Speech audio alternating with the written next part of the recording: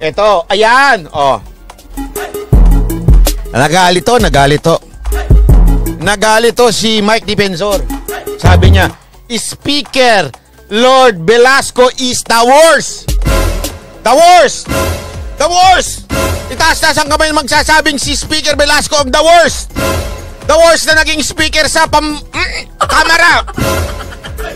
Sasabi nyo na talagang walang kwenta ito si Velasco. Itaas ang kamay. Ay, wala nagtataas ng kamay. Parang ako lang. Ano to? Walang participation? Kailangan may participation. Taas-taas ang kamay. O, ayan, o. Sabi kasi nito ni Mike Defensor, ganito nilarawan ni Representative Mike Defensor si Speaker Lord Alan Velasco matapos siyang matanggal bilang Public Accounts Committee Chairman. Anya, hindi man lang siya inabisuhan tungkol dito ng magpulong noong nakaraang linggo. Animal talaga ito. I would not hesitate if he had asked me to give up the position. Kamadaling salita, hindi ako mag-hesitate. Kung sinabi mo sa akin, umalis na ako sa posisyon, mag-resign ako, di ako mag-hesitate. Wala akong pasintabi. Dali-dali akong alis. Yan ang sabi ni Mike Defensor. I have said in the past, civility and leadership dictate that even as we have differences in the past leadership fight, that we treat each other in a respectable manner. Sa madaling salita, sabi niya ni Defensor, ganito lang yan sa Tagalog.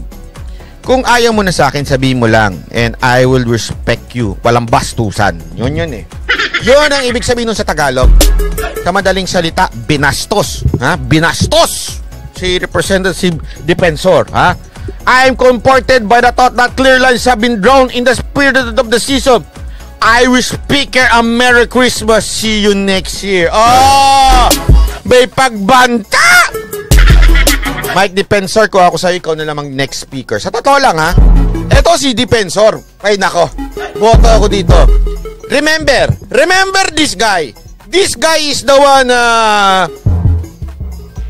leading, okay, dun sa panahon ng Meralco. Kaya nagbaba ang Meralco ng kanilang presyo at lumambot sila. Dahil dito sa tao na ito. Ang galing na tao nito. Sobrang agaling na tao nito. Kaya ikaw Velasco. See you next year. See you next year, Brad. Iyabang mo, Puro kala mo sayon-sayon na ang kongreso, See you next year, Brad. Antay ka. Sige nga, taas lahat nga ang kamay. Sinong gusto nyong sinong gusto nyong speaker? Si Defensor o si Velasco? Kita, boto. Like, comment na.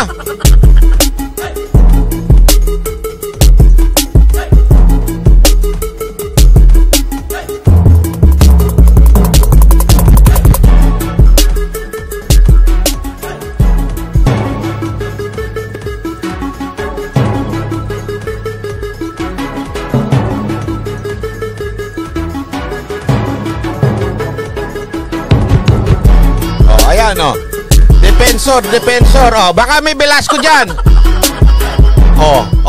Hoy, Velasco, manood ka sa mga comment, Walang may gusto sa'yo. Puro si Defensor ang gusto nila. Sa totoo lang ako rin, Yan ako, dito ako. Boto ako, dalawa lang sa akin. Defensor o Marcoleta.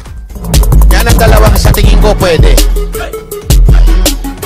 Pero dahil sa labanan ngayon, sa akin, Defensor o Velasco. So, Defensor ako. No doubt, people. No doubt. Okay? Isipin mo, itong si Defensor, asipag at tao nito. Remember, okay? You have to listen, This person is not a Cayetano. This person, sa kampo ni, sa kampo ni, ang pangalan nito, yung naging presidente, ni Gloria. Okay? Etong si Defensor, sa kampo ni Gloria ito. Okay? Pero yet, nung panahon ni Cayetano, they work together to help. Tapos kaya nga mismo si Defensor, di ba, nung time na yung nag-resign si Cayetano, nung nag-resign siya, di ba? Hindi pumayag si Defensor. Sabi niya, basta, I nominate you again for the speaker. walang tumutol. Okay? Malakas itong si Dipensor. Remember, ito ay Gloria Camp. Kaya, sabi ko nga sa inyo, di ba? Aside from mga balimbing na naglipatan ng PDP dyan sa Kamara, ang isang napakalaking partido dyan ay ang partido ni Gloria Macapagal Arroyo. Mamila, salamat po. Antay ho kayo. Antay kayo. Sa tingin ko lang ako, hula ko lang to. Hula ko lang naman. Hindi naman sa tingin kong hula ko lang naman. I hope it's true. I hope magkatotoo. If not, mag-suffer tayong buong Pilipinas. Pero ang hula ko lang, mapapalitan ito si Velasco next year. Kaya nga, alam mo kung paano mangyayari yan? Let's have a clamor. Dapat magkaroon tayong clamor ang taong bayan. So, paano yun? Pag nakita kayo ng news, paano kasi magiging... Alam nyo, ito walang biro ito Tandaan nyo ito.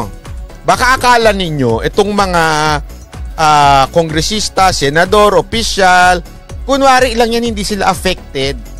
Pero sa totoo lang, sobrang affected yan. Midnight Crescent, salamat po, Dipensor. Sabi ko nga sa inyo, di ba? Yung isang ang kongresista, munti ka na ako'y demanda Kasi marami talaga sa kanila na naapektuhan, napipikon. Lalo na pag kami sinasabing against sa kanila. Kasi feeling nitong mga opisyal na ito, yung hindi naman lahat kanila na talaga ang taong bayan. Dati kasi, nung panahon ng wala pang social media, wala naman silang naririnig na pagtutol. Basta sinabi, ganito, di ganito. Media lang ang kalaban nila noon. Ngayon may social media na, they would hear it personally from you.